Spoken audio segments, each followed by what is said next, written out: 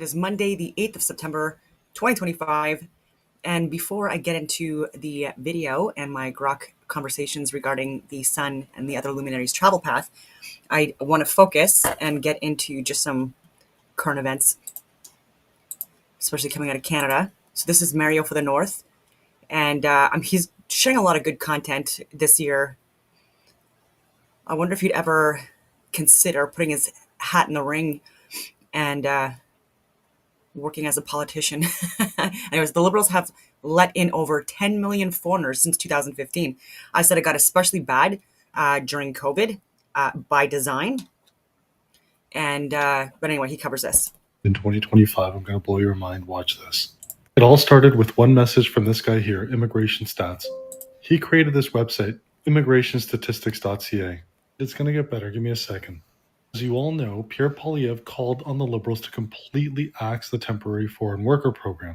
It wasn't just him. It's also the Premier of British Columbia who said the temporary foreign worker program should be reformed significantly or cancelled altogether. There is a consensus on this now. And this is the part that will blow your mind.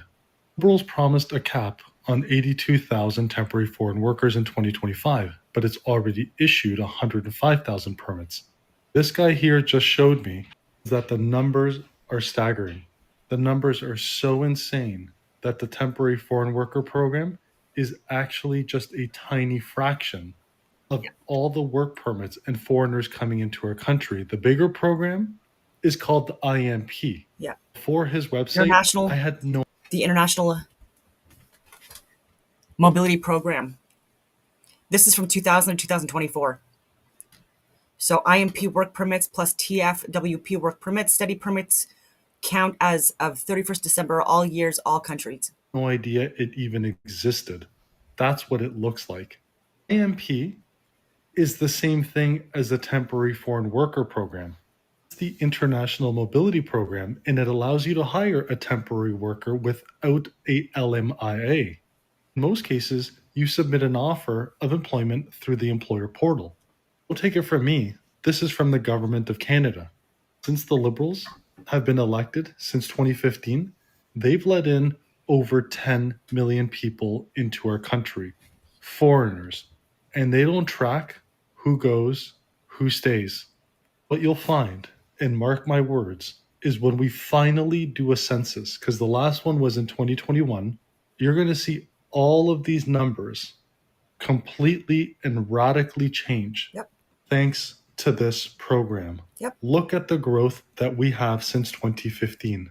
All these numbers, they're from the IRCC, from the Government of Canada's own database. There's a reason why our healthcare has gotten so much worse and we cannot keep up with it. There's a reason why the Greater Toronto Area has among the worst traffic now in all of North America. And there's a reason this is all happening. If you haven't heard about it before, it's called the Century Initiative, which the Liberals supported, literally in the House of Commons. Under Mark Wiseman, who was hired by Carney.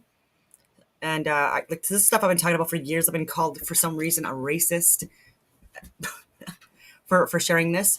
And the concerns, even with what he's talking about regarding not having the services available for this much of an influx of a population, regardless of where they're coming from, not sustainable. And so we don't have enough people within our law enforcement, the paramedics, the doctors, the teachers. And while they may have updated their website, because of the backlash, I used the Wayback Time Machine to show you what it really looked like before. This is how I remember it before the election. It clearly said, why 100 million? Yep. They want to grow the population to 100 million by 2100. The Liberals signed on to this and they supported this. The $100 million mark right on their website. They had the population of Canada. That's 1 million people every single year until 2100. Insane. It's probably the craziest video I've made in 2025. I'm going to blow your mind. Watch. Yeah, so wild. So I was just giving the stats here. This is from the same post. So temporary foreign workers, 236,000. Study permits, almost 1 million. International Mobility Program, almost 2 million. So in total, over 3.1 million immigrants entered Canada just in 2024. And how do you think they're voting? If they're able to vote. Some people are getting around the system and... Who is the biggest recruiter of terrorists in the USA? And two, what would you do if you were broke, about to lose your house, and someone offered you 100 grand? And that's really, the answer to the first question is, rather surprisingly, the biggest recruiter of terrorists in the States is the FBI.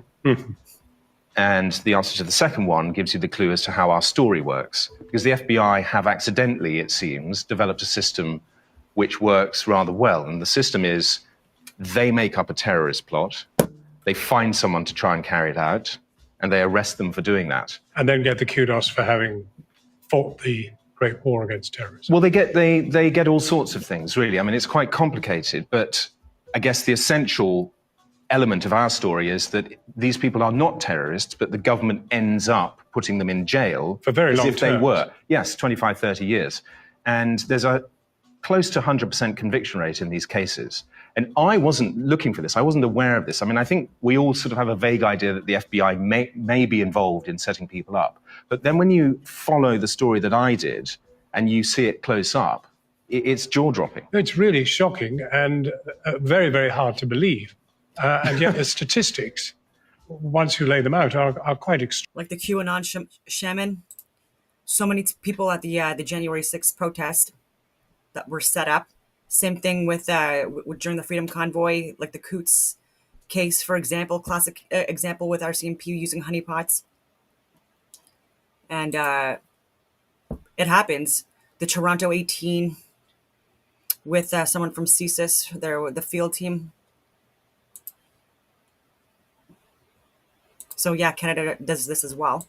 Extraordinary. I mean, we're talking about 100 incidents of the FBI doing this, 100 known incidents. More, actually, more. Yes, I mean, I say it's based on 100 true stories. That's a sort of notional 100. It's in the right ballpark. It's more likely 300. But 300 times, the FBI have managed to pin a crime on essentially innocent people who were just part of some casual grouping, who they trained to be terrorists and then arrested and jailed. yes, if I may take the FBI's side for a second, it sort of works like this. You're freaked out by 9/11. You have to cover yourself because you're implicated in some of the sloppy procedures that led to 9/11. So you talk the threat up. You say there's a sleeper cell in every city, and then you go and find it. Now, you don't know what you're looking for. And classically in the FBI, you talk about other people, you look at brown and black people because they are more likely, you think, to be a problem. And if somebody sticks their head up in one of those communities, then you surround them with false friends, informants, who will offer them money and friendship to try and lure them along a sort of carefully scripted program of self-incrimination, which results in that person going to jail. And you will say to the court as a prosecutor, is it better that this person goes to jail or that we let them go back out on the street? And the juries always say, better put them in jail. So good. Yeah, it's coming out. Even in 2021, it's still on my Instagram, because I did save a lot of my posts where I was saying about there being people that work within the government or for the government that were involved in January 6th in the planning, preparation, the rehearsals, hiring crisis actors and role players, and getting media attention, et cetera, and then warning people in advance of the Freedom Convoy protest as well, saying that there would be people trying to plant information on certain organizations and or consider certain groups like Diagolon as like right-wing extremist groups, and more. But anyways, the rambling, not as important. Just wanted to see here if there's anything else. News. Carney is brutal.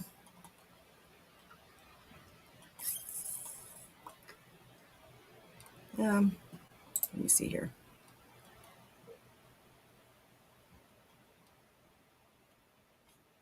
Oh yeah, I'm just gonna go through this.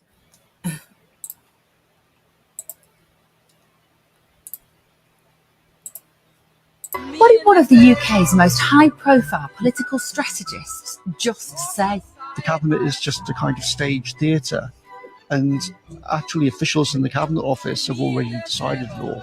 I'm Bev Turner, and I hope you're sitting comfortably, because I think Dominic Cummings, the man who was chief advisor to Boris Johnson, the Prime Minister, during 2019 to 2020, has just revealed that the deep state is running this country and that our political system is therefore a complete sham. I think that's what he just said. The person in the... So if you think of two roles, right? Foreign Secretary in Great Britain and the private secretary in the PM's office responsible for foreign affairs, an official whose name has never been in the newspapers. That person was like 10 times more powerful and important than the Secretary of State was. And I think this is something which people just don't really realise. And it's part of like how the whole system has become fake. So you have fake meritocracy, fake responsibility, and then fake cabinet government. So they all walk up Downing Street, the cameras whir, they pose, they smile, ha ha, I'm going into the most powerful meeting, aren't I great? But it's all nonsense. The cabinet is just a kind of stage theatre. And actually officials in the Cabinet Office have already decided it all. When you sit in Whitehall now, right, in meetings, they are literally scripted. So when the Prime Minister has a meeting with ministers, what happens is that before the Prime Minister has that meeting, officials go into the Prime Minister's study and they give him a folder. And in the folder at the front is a thing called Chairman's Notes. And that's the script, and that's what the Prime Minister reads out. And the conclusions for the meeting are in the Chairman's Notes, drafted before the meeting happens, right? So the Prime Minister says, hello, Secretary of State, blah, blah, blah. And then all these officials sit around the sides on chairs around the edge of the room. And then the MP, the Secretary of State, will look down at their folders because they've all got their scripts, right? And this is why I use the NPC meme, right? Because then the Prime Minister reads out, well, we're here to discuss blah, blah, and then he goes around the room, and then Secretary of State for Justice or the Foreign Secretary reads out his bullet points, and then he reads out their bullet points, and they read out. If anyone goes on a script, you see the officials sort of go, and then look over at the other official on the side of the room and kind of go, that means we'll come back to that after the meeting and make sure that that doesn't happen. And then at the end, it was a fascinating, great discussion. Thank you so much for your wonderful, insightful, original contributions. And then he reads out the conclusions which are all drafted in advance. And it sounds like a parody. What if one of the UK's most high-profile political... Deep state. I've talked about Dominic as well. Okay, before I get into the video, I did want to share some rabbit holes I went down. And so the 1,400 toasted cars on 9/11. Toasted means they're toast done for unfixable. So when mentioning the very strange anomalies with the toasted cars, people want to jump to some really crazy conspiracy theories by saying it was caused by molten metal spheres from the thermite raining down or from a nuke. But I've already shown the weak arguments. Both of these theories are here and here. I try to get those links, but it's unavailable. Okay, so have a look at this picture and you tell me if microscopic molten iron spheres cause this. Some kind of an implosion and some kind of like I would say radiating or nuclear energy sources, fields that could have possibly interacted with the engine compartments, like the components within, like the battery and things like that. Again, I don't know. I'm still looking into a lot of this stuff, but okay, so the people who were caught in the rolling dust clouds after the disintegration of the towers weren't burnt. The paper that was strewn all over the city wasn't singed or burned either. And the 16 survivors in stairwell B of the North Tower 1 felt no heat. They weren't burnt by molten metal or crushed by falling debris. The dust was cold. Very interesting. This vehicle was parked below the east end of the southern pedestrian walkway, which is near the corner of Liberty and West Street. Note that the timestamp on the video shows it at 9:46 a.m. on 9/11, which is after a hole appeared in each of the towers, but before they were destroyed. World Trade Center 2 was not destroyed until 9:59 a.m. Eastern Standard Time, and WTC 1 was not destroyed until 10:29 a.m. So what caused this car to catch fire? There are no signs of nearby flaming debris that might have hit this vehicle. If the dust clouds from the WTC towers were not hot enough to burn pedestrians, paper, leaves, or cars, Why were there so many toasted cars after 9/11?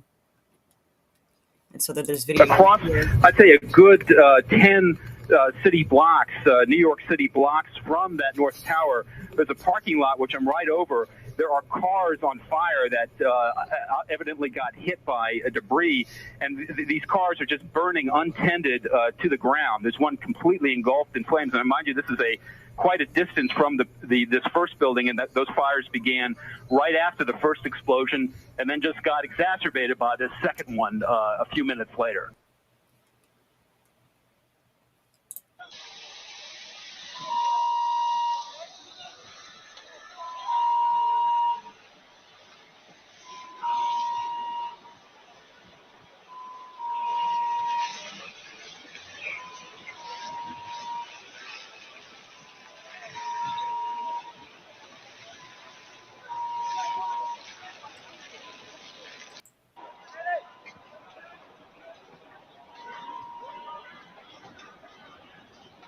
Hundred of them that just looked completely and utterly.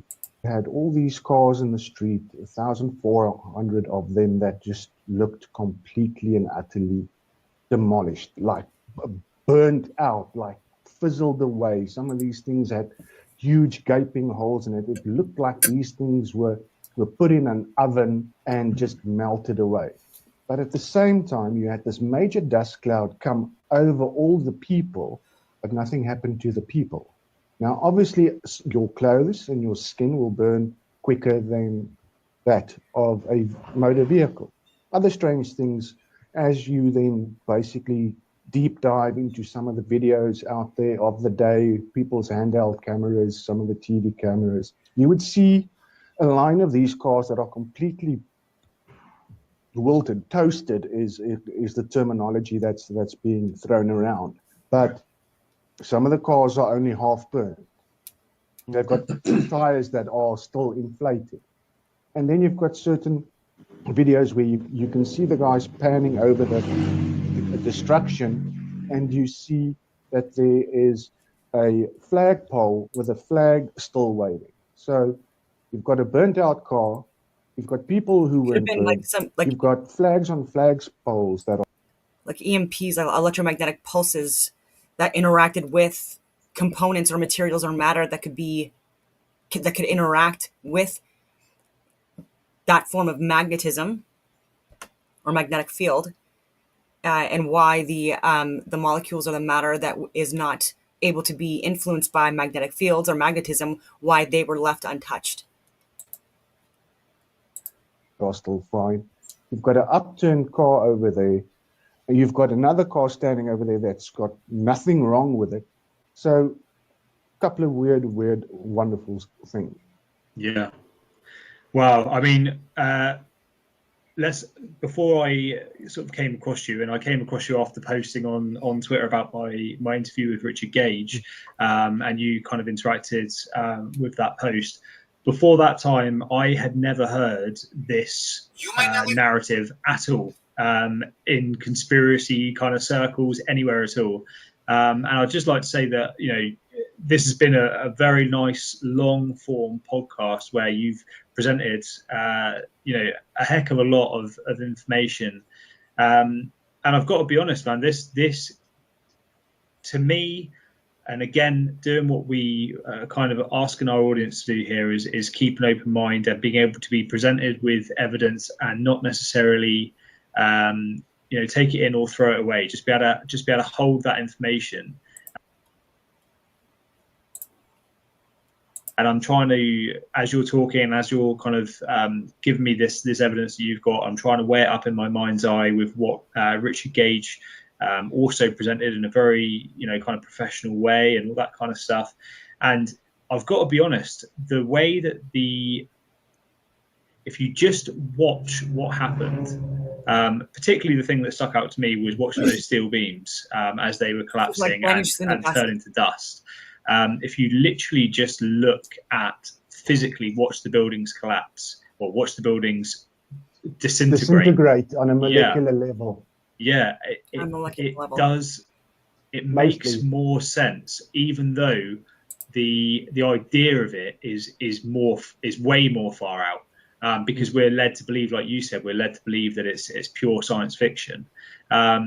Whereas thermite and explosives, we all know that stuff exists. We all know that it can be used and all that kind of stuff, but it doesn't actually fit what you watch when you actually, when you take the narratives away from your mind and you just look at the events taking place. It certainly fits better with that. So I want to thank you for. Your name is? Jessica Maldonado. And where were you and what were you on 9/11, the day of the 9/11 attack? I was an EMT in New York City. My office was from the Bronx, New York, and I witnessed everything that day. I was on duty that day. And what happened that day was a lot of confusion, a lot of hurt. It was just, it was horrible. It wasn't what they told us. It was not what they told us. It was not what was on the media. It was totally opposite. Totally opposite. A lot of the stuff that I witnessed was not was covered by the media. It was not shown.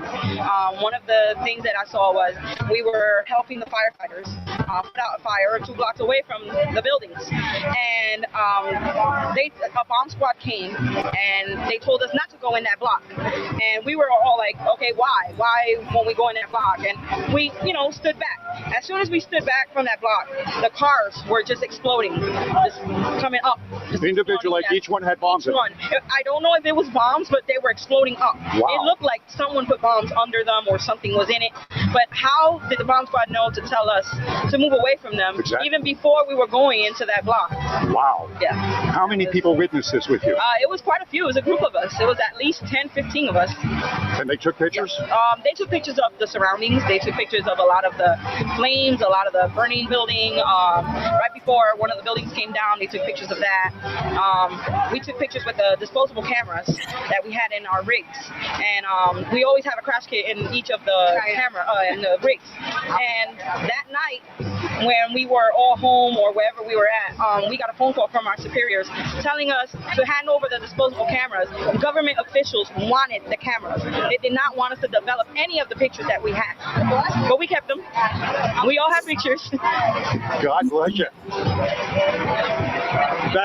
That experience that affected you to the point you actually quit. What happened? I did. I quit. I didn't go back to the service. I mean, it wasn't that exactly that made me quit, but it opened my eyes to a lot of the stuff that we see in the media, a lot of the things that the government talks about. The truth, you have to look for the truth. Don't believe what we tell you. Just don't believe what you see out there. You have to see it for yourself. God bless you. Where do you go to get your news now? What do you do? Now, sometimes I read up on it, sometimes I just watch the TV, but I don't do much of that. Unless I see it for myself, because I know what they're doing. I'm trying to. What else? Is there anything else about that day that we should be aware of that have not been told? A lot of the charities people gave money to. A lot of the like Red Cross and all that. They helped, but not enough. I mean, the firefighters needed so much help. They still need help. The NYPD still needs help. Sydney still needs help. Why are their funds being cut? From this experience, who do you think is really responsible for the attacks of 9/11? I think the government knew all along. The government knew. I'm not too sure who. Like I said, I don't know who to believe, but I know there's something out there that they're not telling us. They're not. God bless you. I mean, really, for everything you went through and being able to go ahead and still speak the truth, not be afraid to do that, because that's super important. I mean, you're an eyewitness to history. You're a part of it. Yep. The engine block.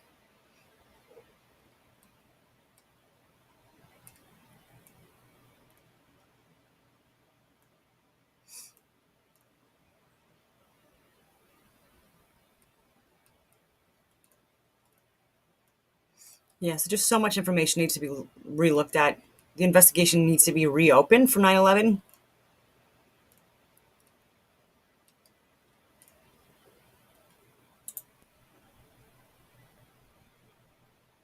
I think this one didn't have sound.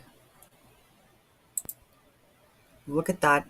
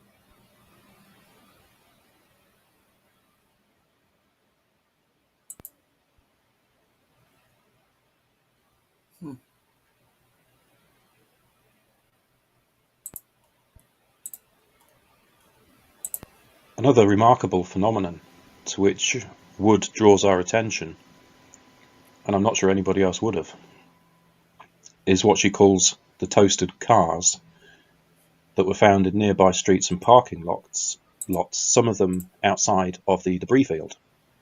Now, Andrew Johnson has produced this helpful GIF in the top left, which shows one of these parking lots before and after the destruction of the World Trade Center complex.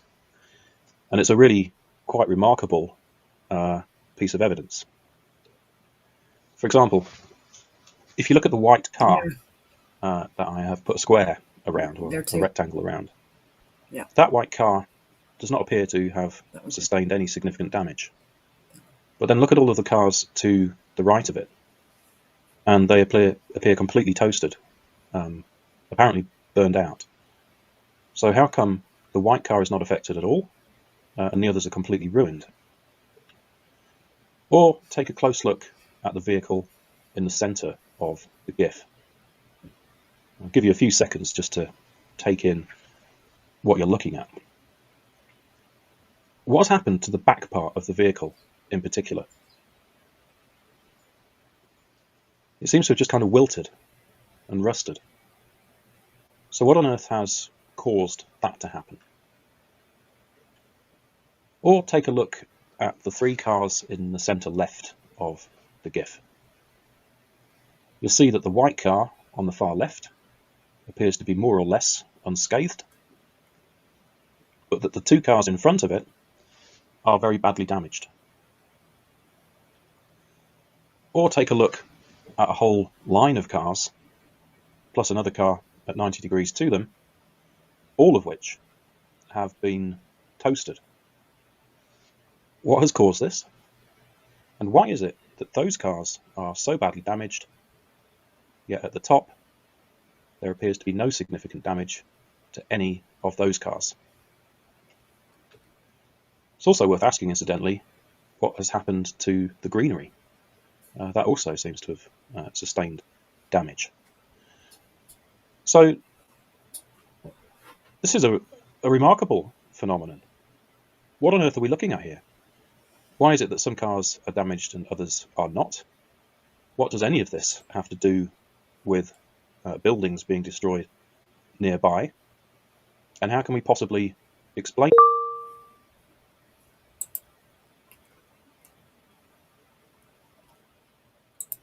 So, in chapter 11. All right.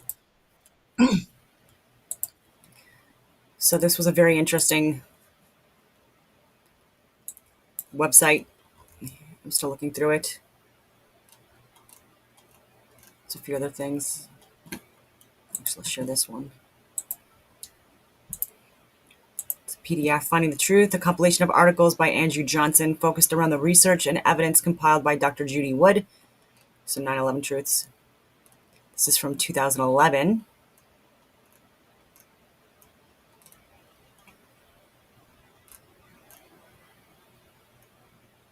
So it's pretty thorough. And so this is a recommended read. Okay. Now I'm going to get into the video. I talk a lot about the sun and the luminaries and the travel paths they take within this divine clock or cosmos, whatever you want to call it. And so look at my older videos on that. I really like the way this is described as well. How did you even miss this? In Genesis 1:6, it was God saying, respectfully, how did you even miss this? In Genesis 1:6, it was God's second day making earth, all right? And God said, let there be a firmament in the midst of the waters, and let it divide the waters from the waters. And God made the firmament which divided the waters which were under the firmament from the waters which were above the firmament. Space is not real, guys. I'm trying to tell y'all. Science tells us that the earth is a sphere and that it rotates around the sun.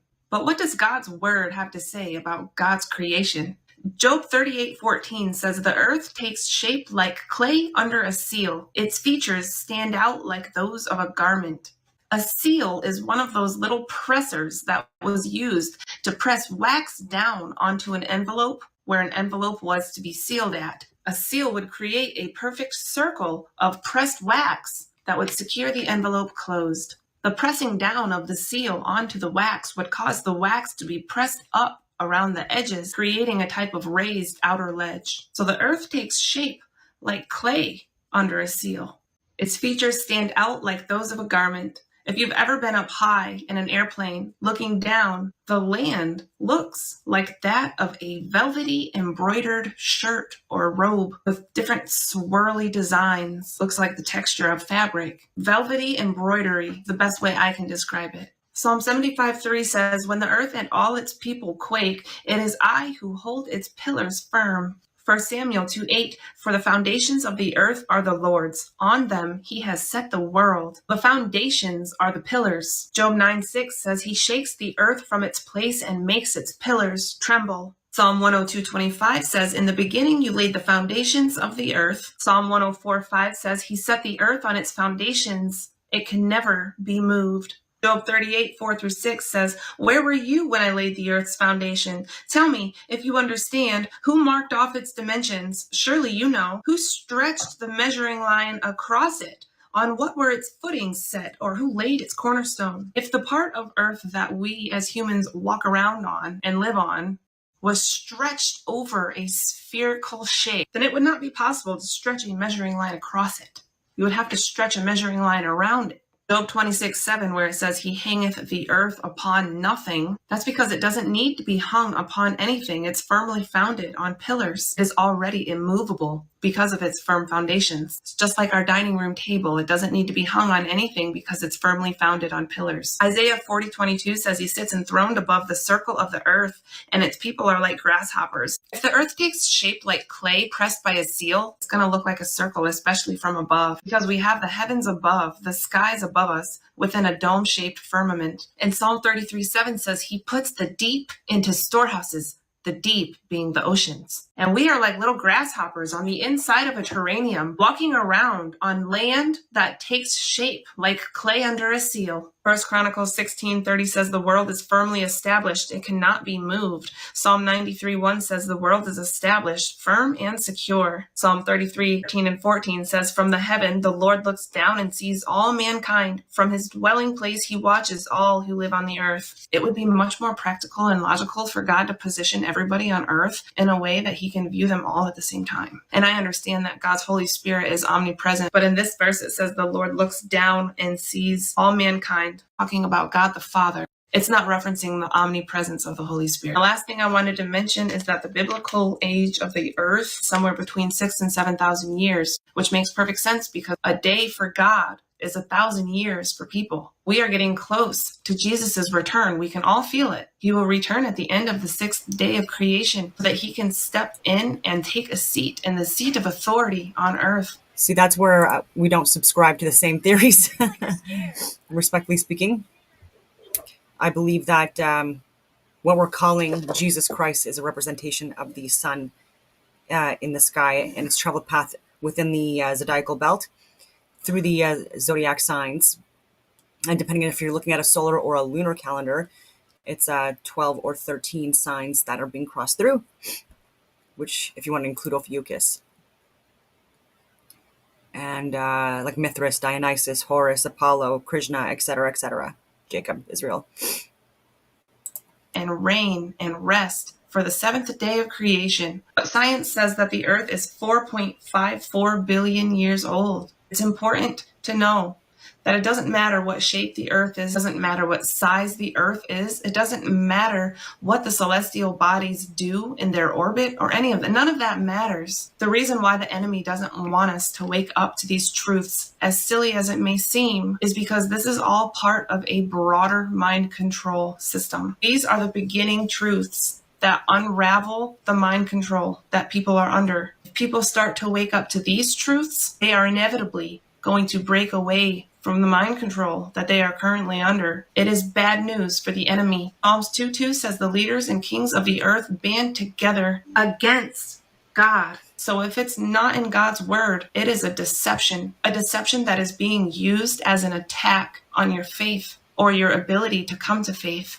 According to science, the sun is stationary, does not move. What does God's word have to say about God's creation? Psalm chapter 4, verses 4 through 6 says, "In the heavens, God has pitched a tent for the sun. It is like a bridegroom coming out of his chamber, like a champion rejoicing to run his race. It rises at one end of the heavens and makes its circuit to the other. Nothing is deprived of its warmth." The sun making his circuit from one end of the heavens to the other means the sun moves from one side of the sky to the other. The sun rising in the morning, making its circuit across the heavens, and setting at night is so normal that in the NIV, in the book of Joshua, chapter 10, we get a bold title that summarizes the following verses, and that title is "The Sun Stands Still." The sun standing still on this particular day during a battle that Joshua was facing. It's a historical phenomenon. The sun has only ever stood still one time throughout all of history. Joshua 10 verses 12 through 16 says, "On the day the Lord gave the Amorites over to Israel, Joshua said to the Lord in the presence of Israel, 'Sun, stand still over Gibeon, and you, moon, over the valley of Ayalon.'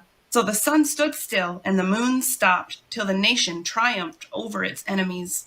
As it is written in the book of Jashar, the sun stopped in the middle of the sky and delayed going down about a full day. There has never been a day like it before or since, a day when the Lord listened to a human being." Enoch 1 chapter 72 tells us the sun and moon rise and set in and out of 12 different portals, one for each month. Starting in verse 4, it says, "There goes forth the great luminary named the sun. A chariot on which he ascends, the wind drives, and the sun goes down from For each month or zodiac sign. heaven and returns through the north in order to reach the east, and is so guided that he comes to the appropriate portal and shines in the face of the heaven." And then all the way down in verse 37, it says, "His light is sevenfold brighter than that of the moon, but as regards to size, they are both equal." So science tells us that the sun is stationary and does not move, but God's word tells us that the sun is not stationary, that it does move, and that it's the same size as the moon. The arc of the sky, something the Hebrews knew to be solid. There is nothing solid separating the waters above on a heliocentric model. We are orbiting around that.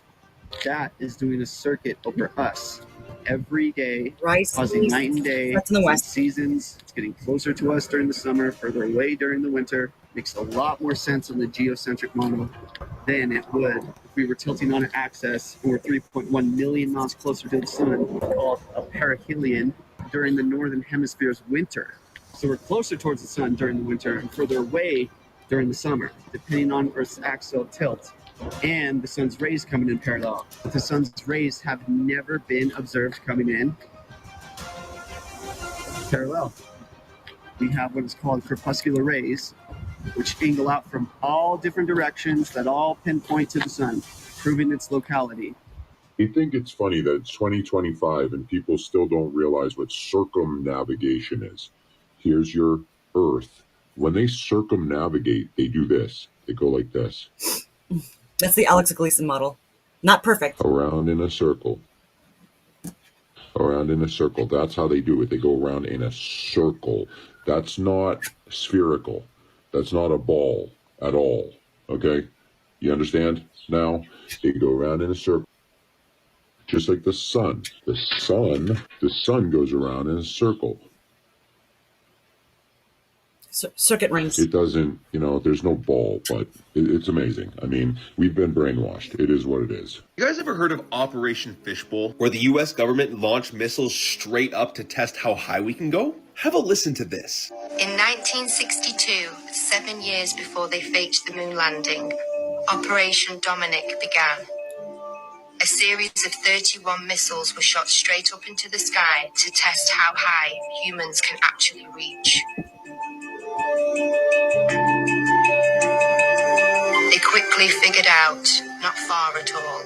The Fishbowl. Just so you guys know here, Operation Fishbowl was a series of high-altitude nuclear tests in 1962. It's part of a larger Operation Dominic nuclear test program. Operation Fishbowl.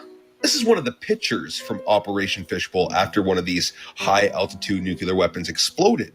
This is what it looks like when something explodes out on something. This is what a bomb looks like when it's exploding up. This is what it looks like when it's exploding out, when it's hitting something, when it's hitting the fishbowl, the firmament. Here's another picture from Operation Fishbowl, exploding out. Isn't it wild to think about how all of our wisest ancestors told us that we live under a firmament or a dome? Then they blatantly put it in your face by calling it Operation Fishbowl, launching nukes straight up. They called it Operation Fishbowl, for God's sakes. You guys know Wernher von Braun, the dude that invented NASA, the Nazi scientist? Well, bro has a Bible quote on his tombstone, Psalms 19:1. And the heavens declare the glory of God, and the firmament show us his handiwork. Psalms 19:1. That's so interesting, isn't it? Just remember, guys, the eyes are useless when the mind is blind. When people heard that Michael Tellinger was coming back on the show, a lot of people were bringing up the flat Earth. Yes. And so when I talked about global elite, global strategies, yes, that assumes that the Earth's a globe. Yes. We don't have a lot of time, but do you have any thoughts on the flat Earth topic? Yeah, Russell, I was introduced to this flat Earth theory about 2.5 years ago now, and my response to it was like most people: what a bunch of idiots! Are they insane? This is just another infiltration to try and make the New Age movement or the spiritual world. It's an to infiltrate and make them look like a bunch of idiots. And I didn't even give it a second thought. I just thought it was a bunch of idiots. What I then did, because it kept coming on my radar, I thought, well, let me look at some of these things, what they say. And then I found very distinctly two areas of information. One which was feeding me some interesting scientific facts, and others which were clearly trolls to try and undermine and destabilize and make everybody look stupid. But obviously, I approach everything with a scientific perspective, and I want to know what's going on. And I've also reached the conclusion that everything we've been told is a lie, and I mean that. Everything from our knowledge of from religion to knowledge of science and technology, to quantum physics, to everything we've been told and learned at school, taught at school, is a lie. And the history of our planet, everything's been manipulated, and we pretty much got to start from scratch. And so I approached the flat Earth from that perspective. Well, what if there's some semblance of truth in this? What if the ancient cultures that speak about a flat Earth, and what about all these ancient images that we get shown about the flat Earth, have more to it than meets the eye?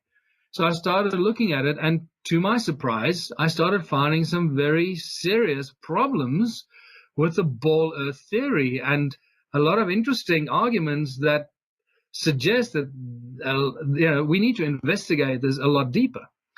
And for example, I found with the whole curvature thing, the global curvature thing has two elements to it.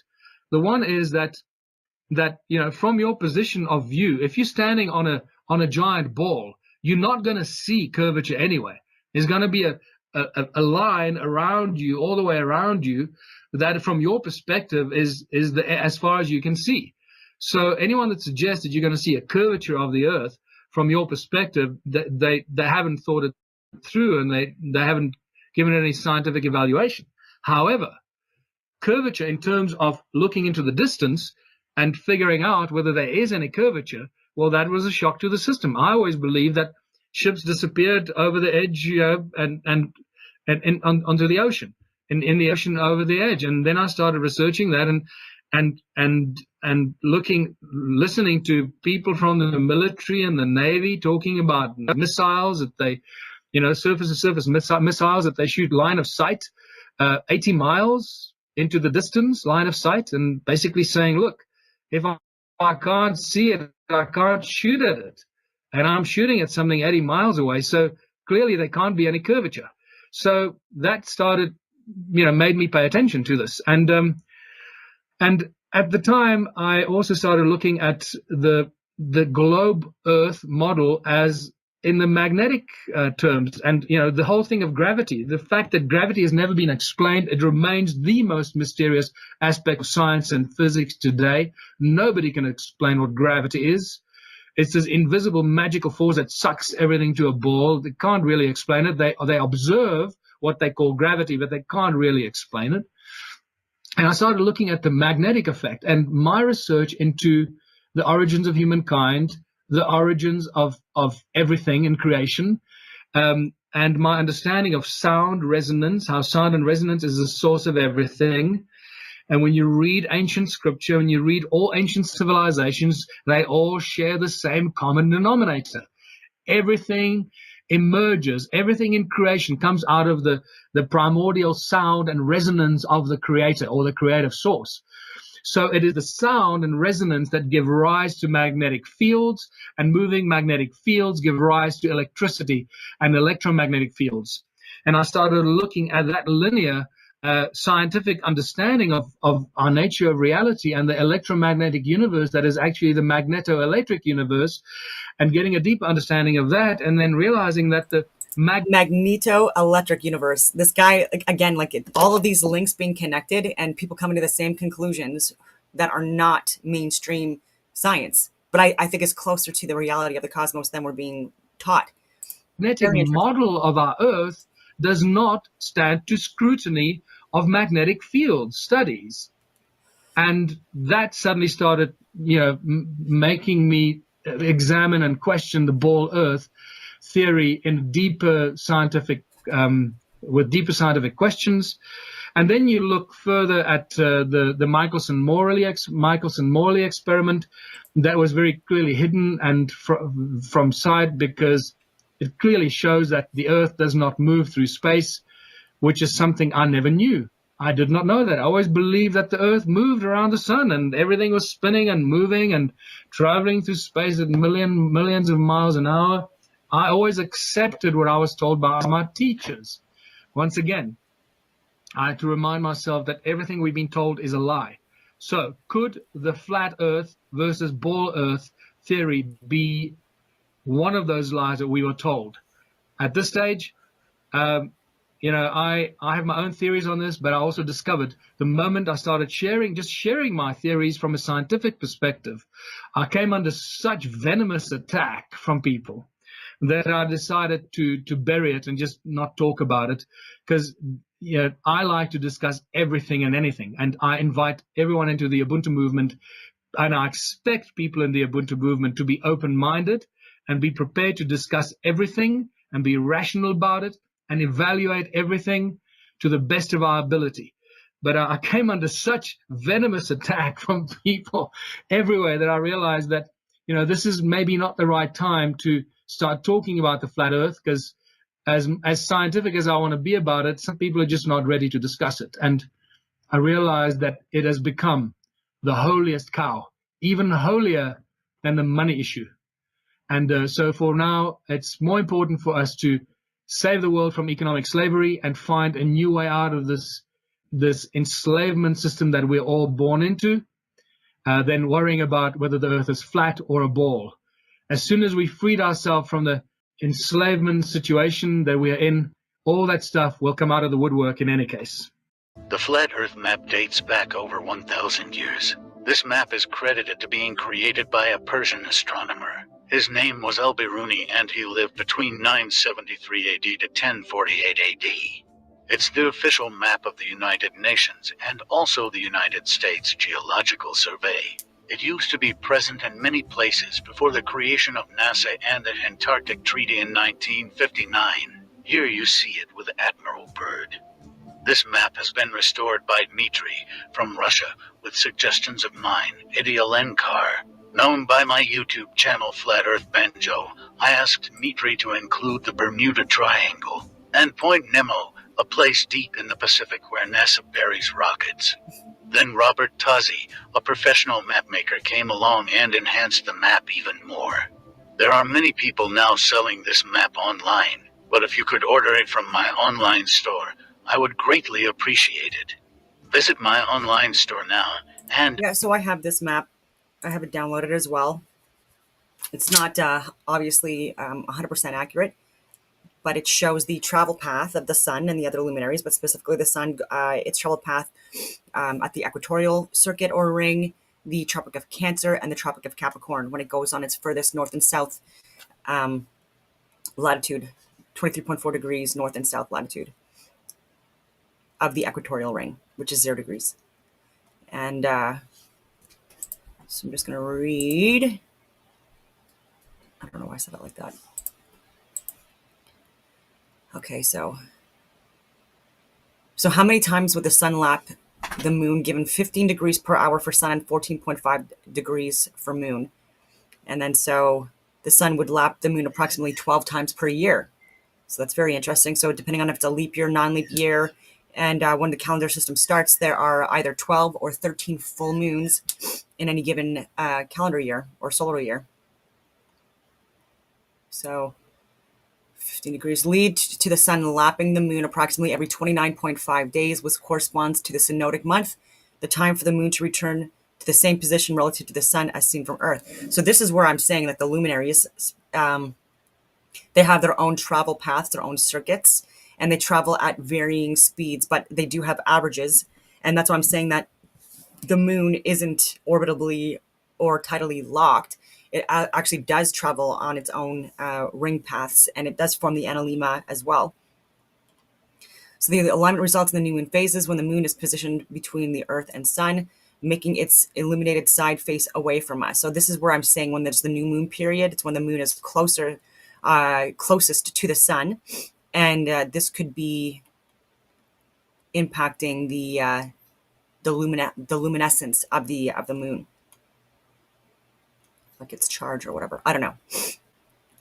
But even with the travel distances, that also explains full moons and new moons and eclipses and things like that, and why some luminaries are seen as retrograding and also having phases like Mercury and Venus. Okay. So eclipse seasons occur approximately every 6 months when the moon's orbit crosses the ecliptic plane, the sun's apparent path, they're saying apparent, at points called nodes, allowing for potential solar and lunar eclipses. These seasons last about 34 to 38 days, centered around node crossings. I believe that the moon is much closer than what we're being told. And they're saying that the moon is within Earth's orbit and not in what we're classifying as outer space, despite the fact that it's at its furthest over 400,000 kilometers away. 237 miles. 237,000 miles.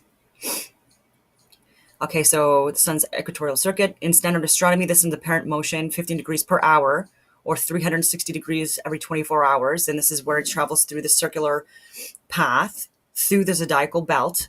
On a daily and annual basis, the sun travels around within the Mazalot or the Mazzaroth or the zodiac signs, whatever you want to say, however you want to call it.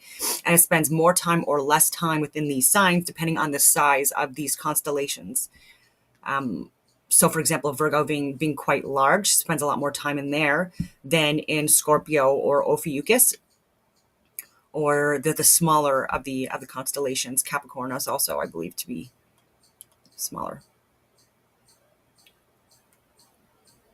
but obviously much larger than Scorpio and Ophiuchus. Okay. So the moon's apparent motion, approximately 14.5 degrees per hour, or 12.2 degrees a day relative to the stars, is slower than the sun, causing the sun to lap the moon every 29.53 days, synodic month, resulting in a new moon. During a new moon, the moon is near the sun in the sky, and if it crosses a node, a solar eclipse can occur.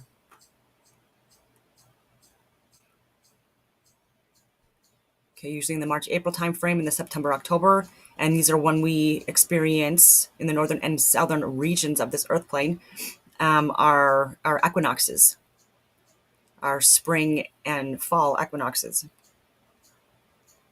when there's equal amount of day and night within the north and south. When we experience approximately 12 hours of day and night.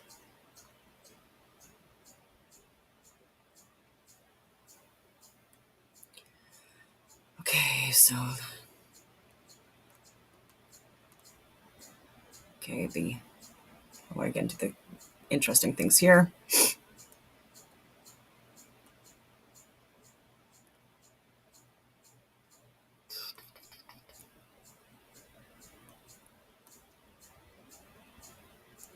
Okay, so your question refers to the 7 wandering stars, a term historically used in ancient astronomy to describe the 7 classical celestial bodies visible to the naked eye that move relative to the fixed stars: the Sun, Moon, Mercury, Venus, Mars, Jupiter, and Saturn, which I've talked about at length, and I have a chart about. Okay, you've specified that the sun's apparent motion as 15 degrees per hour westward, which is approximately 1,030 miles per hour. So degrees are measurable distances, consistent with Earth's rotation. Yeah, see, this is where we disagree. Okay. In a geocentric flat Earth model, as implied by your earlier questions about separate ring circuit paths, Eudoxus even taught about this. Since you've already assigned the moon speed at approximately 14.5 degrees per hour, I'll calculate the apparent angular speeds of the remaining 6: Moon, Mercury, Venus, Mars, Jupiter, Saturn, in a similar context, addressing both standard astronomical principles and your model's framework where applicable. So this is where you get the 14.5, or where I did. So context and assumptions. Apparent motion, the 15 degree per hour westward motion of the sun is primarily due to Earth. I say it's Earth's rotation. It's not. It's the sun's travel path. But anyway, 360 degrees in approximately 24 hours, or 15 degrees per hour for a solar day. Okay, so but their individual orbital motions cause relative shifts over days. In your model, separate circuits above, each body may have a unique angular speed, with the sun's at 15 degrees per hour and the moon's at 14.5. This is how it's calculated. Relative motion, the moon orbits Earth in 27.32 days, sidereal month, moving 360 degrees divided by 27.32 equals 13.2 day eastward relative to the stars. Per hour, 13.2 divided by 24 equals 0.55 hours eastward. Combined with Earth's rotation, which doesn't move, its apparent westward speed is 15 degrees minus 0.55, which is equal to 14.45 degrees per hour, aligning with your 14.5 degree hour. So this is how they get it. It's based on the sun and the fixed constellations. So for Mercury, so westward speed, and it says apparent westward speed, but is 14.83 degrees per hour. Mercury's proximity to the sun and Earth's orbit caused its apparent motion to vary up to 1.5 degrees per day during elongation, and it exhibits retrograde motion 3 to 4 times a year. So again, this is Grok trying to like throw in a heliocentric spin to it, when this is very much the more proof of the fact that the Earth is actually stationary, and it's the luminaries that are the ones that are moving on their own individual rings. And depending on what ring path they're on or circuit they're on, their speeds will either be faster or slower, depending on the size of the ring. The larger the ring path, it's traveling faster, and then the smaller ring path, it would be traveling slower, just like the sun. Okay, so moving. Okay, so Mercury, it says it orbits the sun in 88 days. It's a little bit slower. So these speeds I'm thinking are a little bit slower than the sun. And this is why there are periods where the sun will appear to lap these luminaries within their circuits. Okay, so Mars, no, I didn't even get into Venus yet. Mercury, I talked about that. Venus,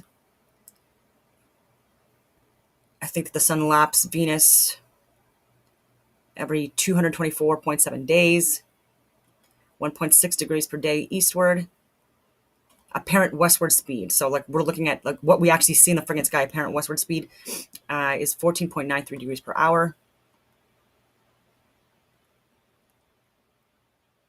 And this is why there's some periods where it looks like it's in retrograde or rising post or pre sunrise or sunset. Mars, approximately 687 days, 14.98 degrees per hour. Jupiter, 11.86 years, 14.9965 degrees per hour westward. So I thought that was very interesting. All bodies appear to move westward at approximately 15 degrees per hour due to, see, it says due to Earth's rotation. It's not, it's due to their rotation on these circuit paths. And we are the ones that are not moving.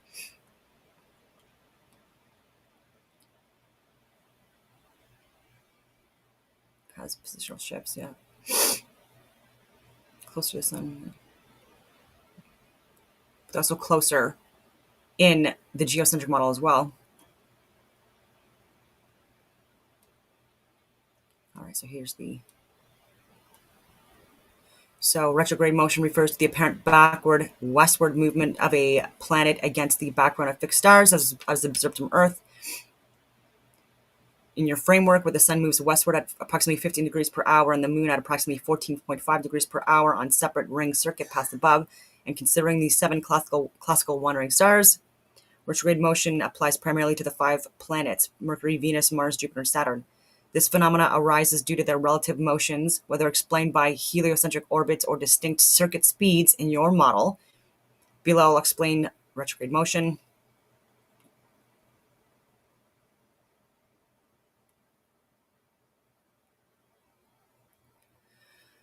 Okay, retrograde motion occurs when a planet appears to reverse its usual eastward motion through the zodiac constellations and moves westward relative to the stars for a period before resuming eastward motion. This creates a looping or zigzag pattern in the sky. These are all things that form sacred geometric patterns that I've showed before as well when you map it out on an annual basis. But anyways, retrograde explained by the different speeds based on the different circular paths that the luminaries are traveling on.